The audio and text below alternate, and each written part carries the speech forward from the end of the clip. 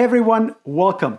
Ever since SRAM launched their transmission, I've been covering the various components in many of my videos, but today is the big day because I am gonna get to install this AXS transmission on my son's Epic Evo. So here's my easy to follow, step-by-step installation of the T-Type transmission.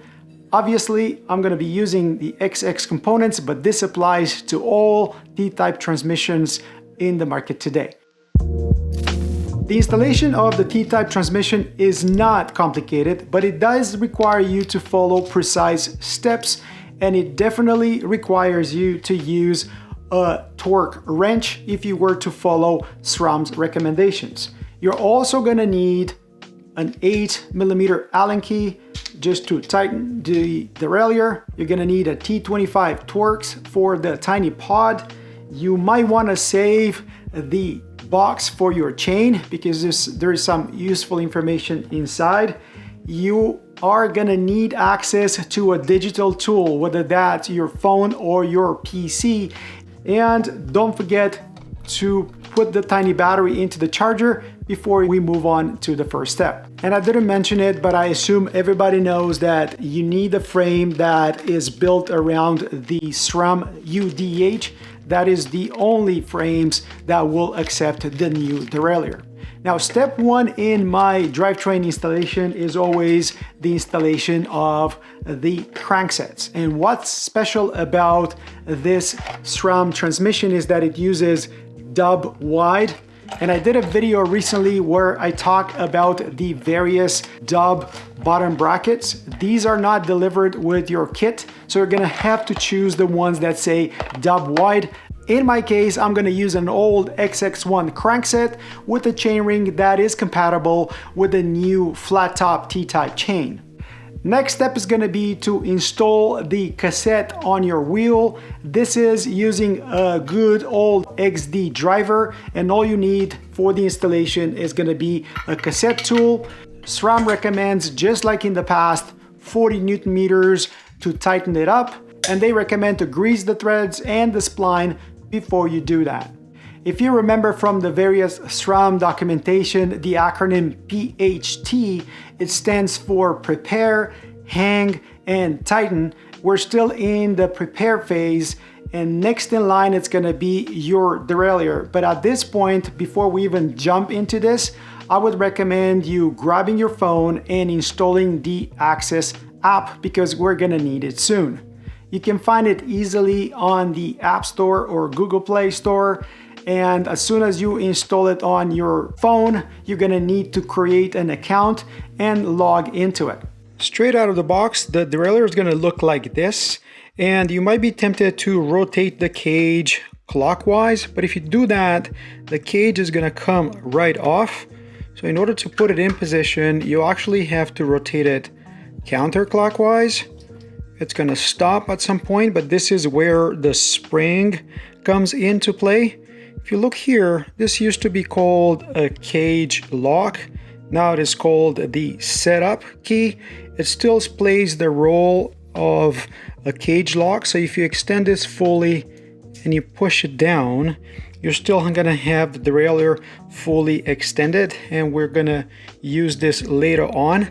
However, you have this other intermediate position of that lock. So if you just release this, okay, and you push it down or here in the middle, you're gonna see how this edge lines up with what it says A or B. That corresponds to the setup key position A or B over here. Finally, this would be called the right position, and you're gonna see how this comes into play later on. Obviously, in order to get this going, we're gonna have to remove that cover from the battery, push it in, and then you have the clip at the top. And at this point, my derailleur has battery. The only other thing that I want to show you here on the bright lights is you see this knurled washer that has a stop. When we install this on the frame, I'm going to refer to a specific position of it. The actual tightening bolt threads right onto that washer. So that's going to be very important. Moving on to our tiny controller pod. This has been redesigned for T-Type, and again I have a full video about it. If you loosen this up with the T25 Torx, what you're going to notice is that you can take out or install this infinity clamp. Obviously, if you have Matchmaker SRAM brakes, you're going to need a different bracket than this. If you press on any of the buttons, you're going to see here the LED blinking, but these are not paired yet, so it's not going to do anything. Depending on the group set that you get, you might have these extra buttons, different shape buttons that you can install, and a clear indicator of that is going to be if you have this red little tape sticking out. Well, this has to be removed once you decide which buttons you want to install. This is convex, these are concave.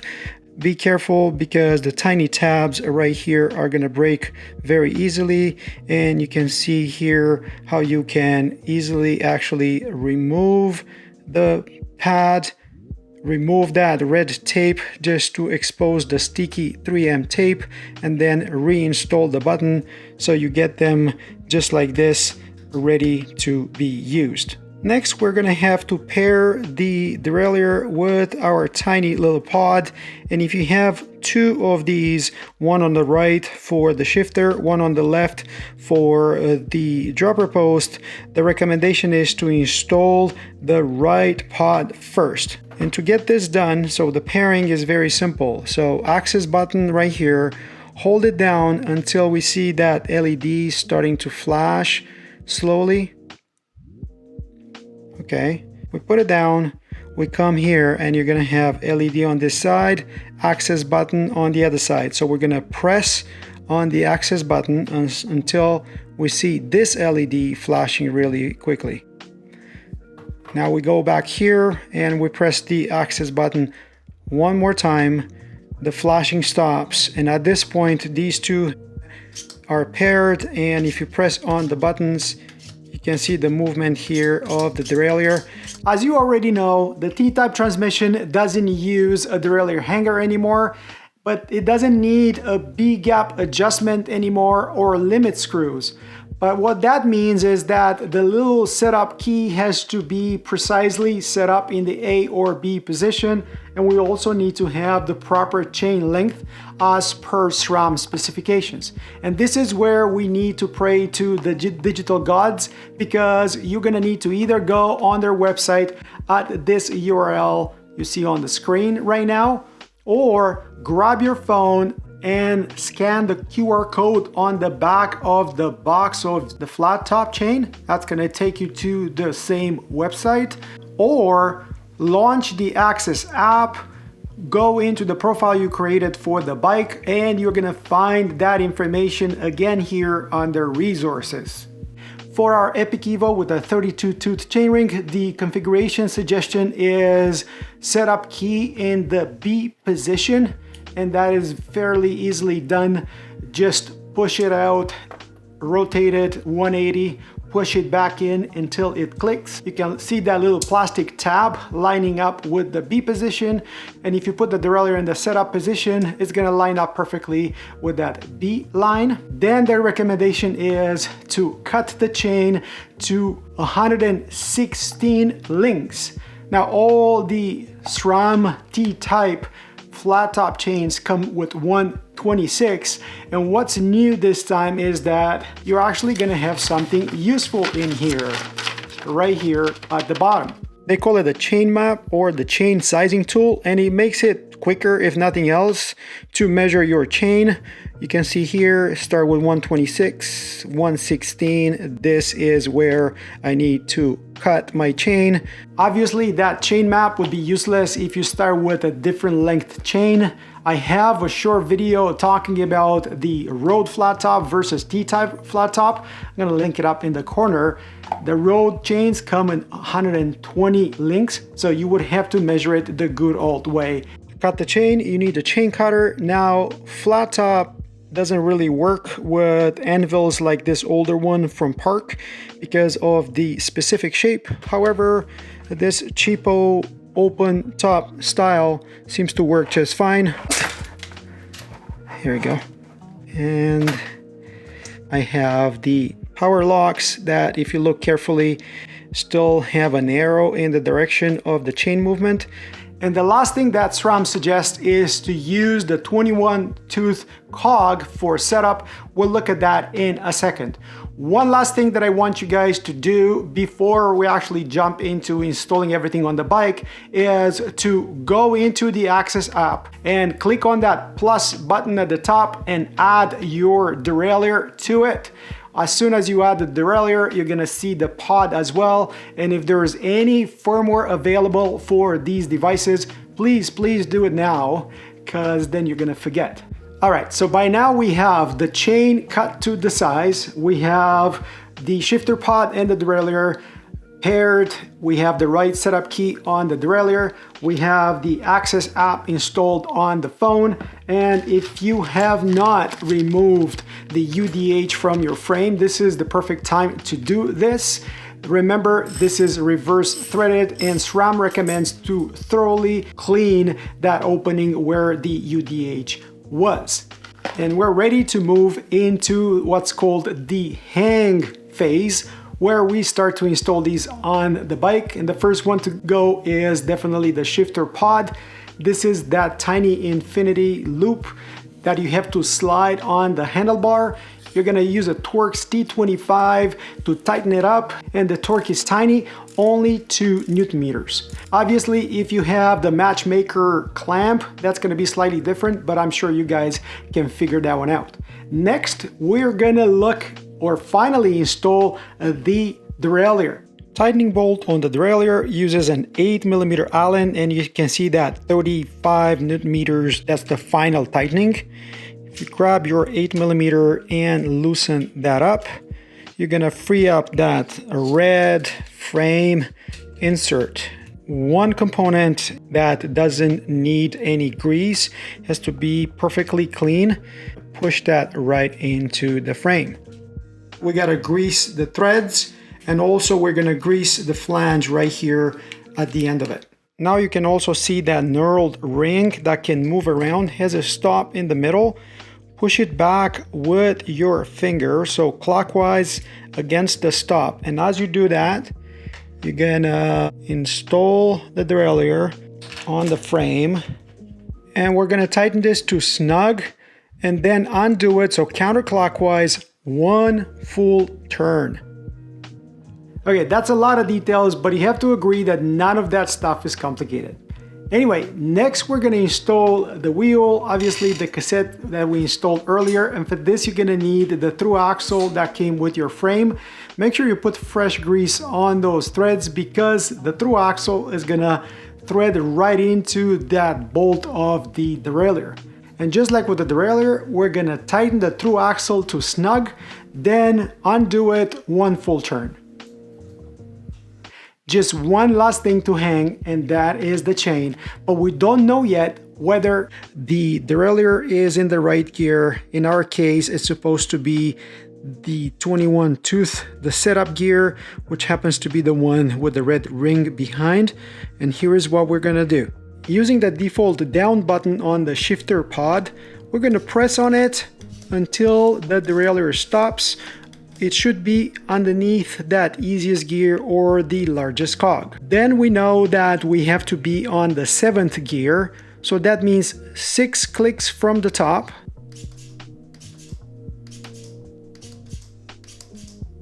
And that's gonna bring our derailleur right underneath that setup cog. And if your bike requires the 24 tooth as the setup cog, make sure you only click 5 times on the up button. Next, we're gonna put the derailleur into the cage lock or the fully extended mode, ready to accept the chain.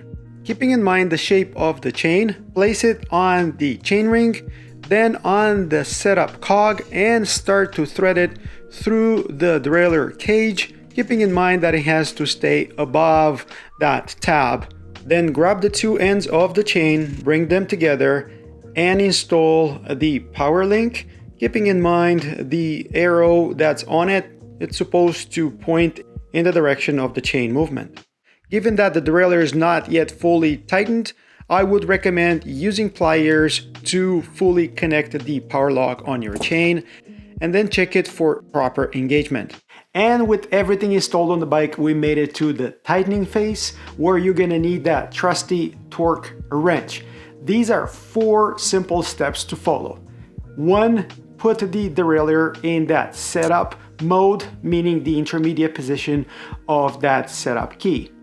2, while pulling on the bottom of the derailleur cage, spin the cranks a couple of times, making sure that the chain stays on your setup cog, in our case the 21 tooth. 3, while continuing to pull back on that derailleur cage to take out the chain slack, start to tighten the bolt. This is 35 Newton meters, and once you're done, it's important to make sure that the line on that knurl ring and the little line on the derailleur line up. If the two don't line up, loosen the derailleur, pull on the cage, and tighten it again, so repeating the procedure. And the last step is gonna be just to tighten your through axle. Grab your bike frame manual, see what they recommend, and that is the torque you're gonna use. In this case, Specialized recommends 15 Newton meters. And guess what? Congratulations, everything is on the bike. We're ready to give it a quick spin. If you have not released the derailleur cage yet, as soon as you start shifting towards the easier gears, so larger cogs, the derailleur cage is gonna release by itself. At this point, the transmission should be fully functional. Make sure you shift all the way up and down the cassette and look for unwanted noises. And while SRAM says that it's normal for the transmission not to shift that smoothly or quickly on the bike rack, don't despair, we have not adjusted it yet. And what I'm talking about is, if you look here under drivetrain settings, micro adjust, that provides us the ability to move the derailleur inboard or outboard by 0.2 of a millimeter. You can do it from the app, and you can see how easy it is here on the screen, but you can also do it using the shifter pod, something that you can easily do even when riding. Just press and hold the AXS button, and then you can move the derailleur inboard or outboard using the buttons. After adjusting that, this is what I ended up with. And remember, this is still not great because that full suspension has to be under sag. That would be the normal operation.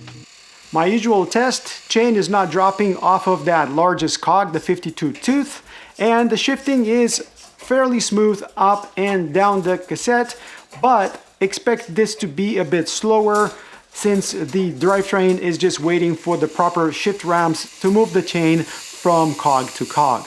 I know it took a while to get to this point, but I also know that you guys like my complete videos. So here's a couple more notes. All those adjustments were done without having the suspension under sag. Obviously, that's not a problem for hardtail.